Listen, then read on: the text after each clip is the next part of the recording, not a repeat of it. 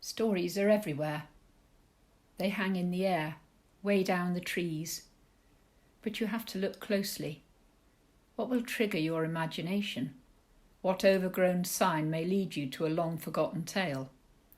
The twists and turns like the lane I walk can lead you to a story of pure ordinariness or exciting revelations where you can't wait to turn each leaf to unveil the next curve of the imagination.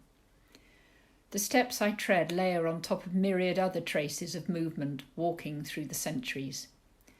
This land I walk were overseen by Godric in 1066, nearly a millennia ago, changing yet unchanging.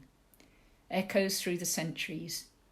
Latin script recording 8 borders, 4 villeins, 5 slaves, 3 ploughs but could hold 5 ploughs.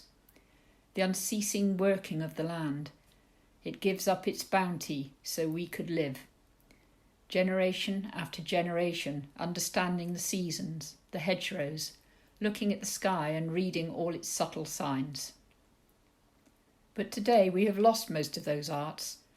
An app on my phone can tell me easily what plant this is, but I don't know. Does it have any medicinal uses? Can I cook with it? An old agricultural implement is rusting on a piece of land off the lane. The seat is metal with the manufacturer's name pierced through, creating its own pattern. The implement has in years past been beautified, painted in red and blue, covering its mud-laden past. The pierced name, Davy Sleep & Co. The start of untangling a story, the first clue. Wayne Sleep, born in 1837 at Cohays, 8 minutes from Tucois by car, 2.7 miles by foot. This man was an orphan by the age of 9. Eventually finding work on the land at Mevagissey, he became an apprentice blacksmith. After he fledged at his trade, he moved to the Cornwall-Devon border, a lifetime away from his birthplace. His new employer, Mr. Davy, was an agricultural engineer, and Sleep became a partner and married the boss's daughter. His entrepreneurship came through with the invention of a new plough and the formation of the Excelsior Plough Works based in his 103,000 square foot factory at Lara Bridge, Plymouth in 1890.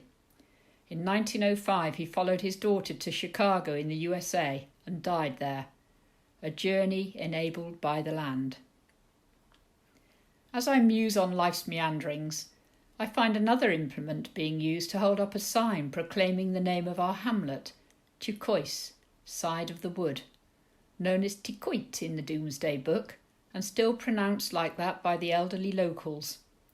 A French pronunciation, hardly surprising since William the Conqueror's half-brother was tenant-in-chief in 1086, Count Robert of Mortain. Creeping ivy is growing around the machinery, but a name, Ben Nicholson and Sons, Newark, is unearthed.